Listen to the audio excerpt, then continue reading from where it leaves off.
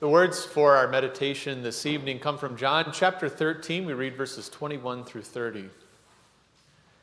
After he had said this, Jesus was troubled in spirit and testified, "I tell you the truth, one of you is going to betray me." His disciples stared at one another, at a loss to know which of them he meant. One of them, the disciple whom Jesus loved, was reclining next to him. Simon Peter motioned to this disciple and said, "Ask him which one he means." Leaning back against Jesus, he asked him, "Lord, who is it?" Jesus answered, "It is the one to whom I will give this piece of bread when I have dipped it in the dish." Then, dipping the piece of bread, he gave it to Judas Iscariot, son of Simon. As soon as Judas took the bread, Satan entered into him. "What you are about to do, do quickly," Jesus told him. But no one at the meal understood why Jesus said this to him. Since Judas had charge of the money, some thought Jesus was telling him to buy what was needed for the feast, or to give something to the poor. As soon as Judas had taken the bread, he went out, and it was night. This is the word of the Lord. Of all the things that a pair of hands can do, you might argue that betrayal is the worst. All the things that we have seen or will see pairs of hands do during this Lenten season, there is probably nothing that hurts more than betrayal. There's a good biblical example of this, an Old Testament example, the example of David. David lived a life that was filled with drama, conflict, strife, difficulty, happiness, success. He had it all of it.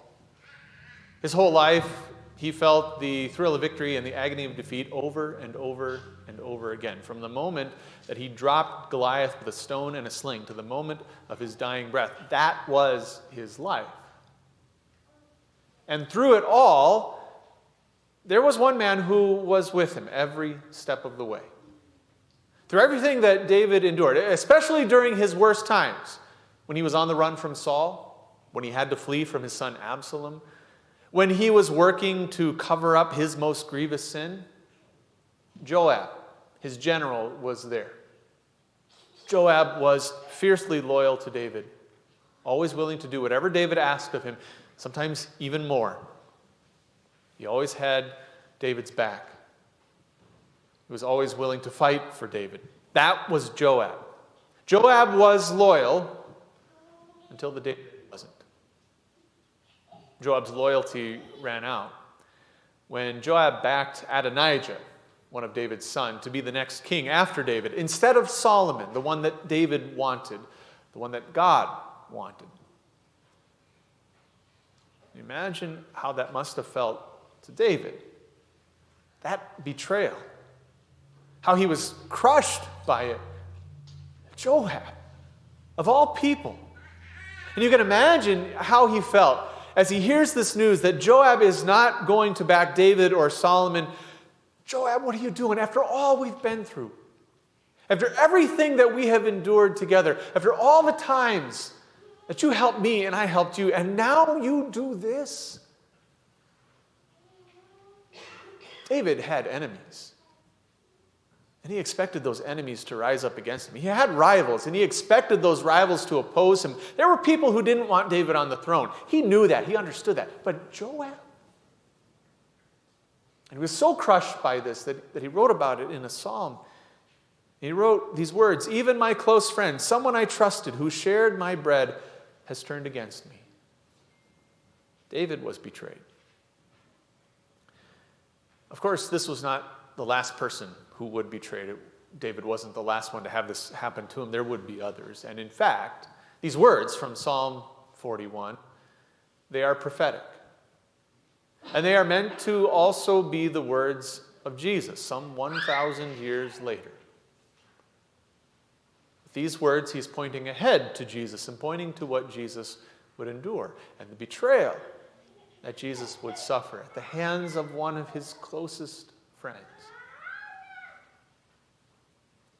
We as Christians, we have enemies in this world. The world is opposed to us, opposed to what we believe in, and we understand that. We expect that. When people oppose us, when they persecute us, when there is there's strife even in our jobs or in our homes because of what we believe. When people attack us, we expect that. We understand that. But how much worse is the hurt when we are attacked by someone that we trusted? When we give somebody our trust and our confidence and they betray all of that. It's the same with Jesus. He had enemies, people who opposed him, people who didn't want him to do the things that he did. He was persecuted. He knew that. He expected that. But then to have one of his closest friends lift up his hands in betrayal against him, how agonizing that must have been for Jesus. How crushed he must have been to watch, to witness as Judas, one of the 12, one of his close friends, somebody whom Jesus had called, someone whom he had sent into the world to proclaim the good news, someone from whom, or someone who Jesus taught. To have Judas do this to him, how terrible, how hurtful, how painful. But then we wonder, why Judas? Was there something about him? Was there something wrong with him? Did he get an extra portion of inherited sin when he was born? Was his heart just a few shades darker or a few sizes smaller than everyone else? The sin that infected Judas was the same as the sin that infected Peter, James, or John, or Philip, or Andrew, or any of the other disciples, or you or me. And in spite of that sin, Judas was called, as the other disciples were, called to learn from Jesus, and then called to go out into the world and tell the world about Jesus, even healing diseases and driving out demons. So what set Judas apart? Why was he different? What happened? Well, there's something that Judas carried with him. When he was called, when he was sent, and he even carried it to that Passover table. And what he carried was greed. Greed in his heart that was left unchecked and corroded his soul. Greed that he just held on to, couldn't let go. And we know this because of what the Apostle John tells us when he wrote his gospel. Talks about how Judas was the keeper of the money and would sometimes help himself to what was in the bag. We hear about Judas complaining when Mary came in and anointed Jesus' feet with very expensive perfume, complaining that that perfume could have been sold and that money could have been used to help people. But the person he wanted to help was himself. That was his greed. That's what his greed caused him to do. And there's no way that happened overnight. It wasn't as if Judas flipped a switch. One day he wasn't taking money, and then the next day he was ready to betray Jesus for 30 pieces of silver. That wasn't what happened. But the greed was there, and it sat there, and it chipped away at his soul. And it kept chipping away until a crack appeared, until that crack grew wide enough for Satan to squeeze in and take up residence. Satan knew how to get to Judas. He knew what Judas's temptation was, and he knew how he could use that against him, and then he did it. He got a hold of Judas. He used that sin, that temptation, used Judas' weakness to grab him. Now, Jesus, of course, saw this coming a mile away. He wasn't caught off guard. He wasn't surprised by Judas' double life, that of betrayer and faithful gospel worker. But the other disciples, I have to imagine, were pretty surprised when it was Judas leading that band of soldiers up to Jesus in the Garden of Gethsemane. In fact, their shock happened even before that when Jesus said to all of them, "One of you is going to betray me." They looked around at each other. One of us? Jesus didn't say which one, but such a thing was unthinkable. Not me, right? How could one of us betray you after all that we have done, after we have been with you all this time, how we have faithfully worked for you and with you, and now you're telling us that one of us is going to betray you? Not me, right? But I wonder if they asked that question, if maybe there's something else there. The more they ask that question, they say, not me, right? Because they don't want to be the one. But then maybe they're asking because they think, yeah, I probably am capable of such a thing. If Jesus were standing here in front of you in this room and he said to you, one of you will betray me.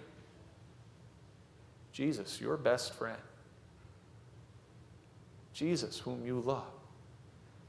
All of you would naturally ask the same question. Not me, right? It couldn't be. But the more you ask it, the more you think about it, the more we all realize that we are capable of such a thing. Because sin dwells in our hearts. Whatever that sin is, something that we hold on to, it chips away at our soul until a crack appears, until that crack gets large enough for Satan to squeeze through and take up residence. And maybe, like Judas, that sin is greed. Maybe it's something else. Maybe it's pride or arrogance, selfishness or self-centeredness. Maybe it's lust. Maybe it's just violence or anger. Whatever it is, that sin is there. And it leads us away from Christ. Satan uses that against us. He knows what tempts us. He knows how he can take advantage of us, and he does. And then he gets us to betray Jesus. Because that's what sin is. Sin is turning our back on our best friend, the one who loves us more than anyone else. When we sin against him, we lift up our hands in betrayal against him. And when we realize that that's what we have done, the next question we ask is, could Jesus love a betrayer like me?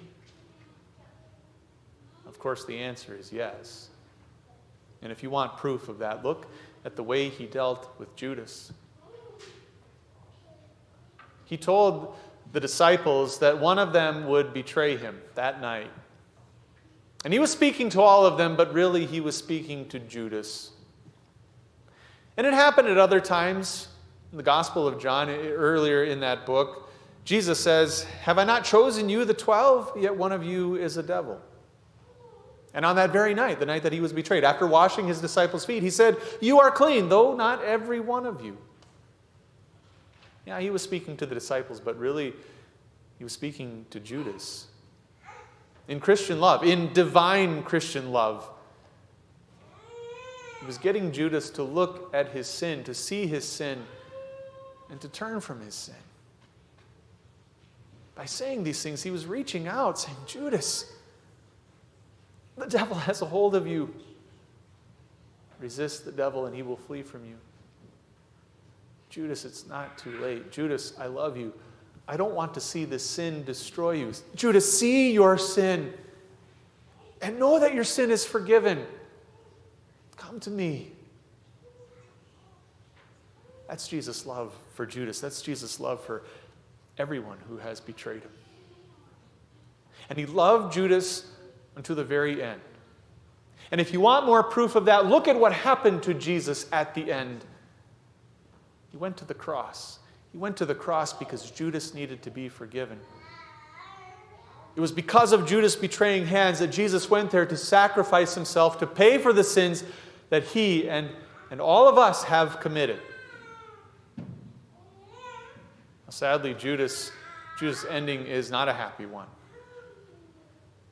But the love that Jesus displayed, the love that he manifested on the cross, it's real. It's for you and for me.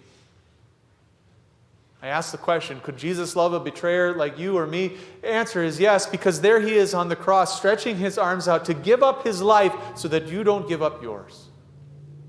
Giving himself as a sacrifice that takes away every sin that you have committed. Enduring the wrath of God. Suffering ultimate betrayal when he said, my God, why have you forsaken me?" And he asked that question so that none of us ever would have to.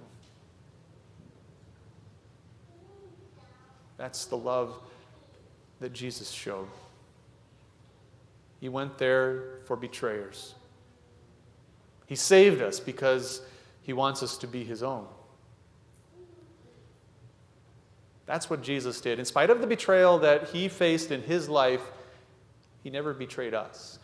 In spite of so many turning their backs on him, he never turned his back on us. He endured shame and punishment and suffering in our place. Because he went to the cross, by his wounds we are healed. Healed of our sin. Our hands of betrayal, they're cleansed. Wiped clean. All because of what Christ has done. So we use these hands now to hold on to him in faith, to hold on to the salvation that he has won. As he has cleansed us, made us righteous, and made us heirs of that eternal home in heaven. Amen. Please stand. And now may the peace of God, which surpasses all understanding, keep your hearts and minds through faith in Christ Jesus. We continue with prayer.